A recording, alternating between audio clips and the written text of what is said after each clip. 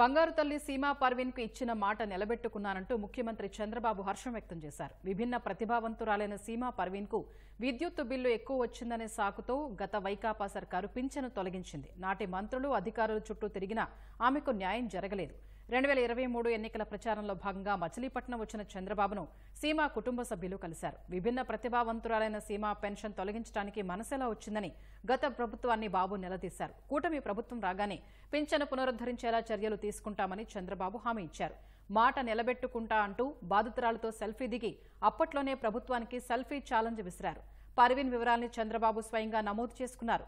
కూటమి అధికారంలోకి రావడంతోనే పింఛనుదారుల అర్హుల జాబితాలో పర్వీన్ పేరును అధికారులు చేర్చారు. ఇవాళ మంత్రి కొల్లు రవీంద్ర సీమ ఇంటికి వెళ్లి స్వయంగా పింఛను అందజేశారు. గతేడాది మచిలీపట్నం ఎన్నికల ప్రచారం ఘటనను, తాజా పింఛను అందించిన వీడియోలను ఎక్స్లో పోస్ట్ చేశారు. జగన్మోహన్ రావు వచ్చేటప్పటి నుంచి ఆ కరెంటు బిల్లు ఎక్కువ వచ్చిందని ఆపేశారండి. ఇప్పటి నుంచి రవి గారు, రాము గారు, చంద్రబాబు నాయుడు గారు వచ్చేటప్పటి నుంచి నాకు పాపకి చూసి కొత్త పింఛను వచ్చేటప్పటి నుంచి సంతోషంగా ఉన్నారండి.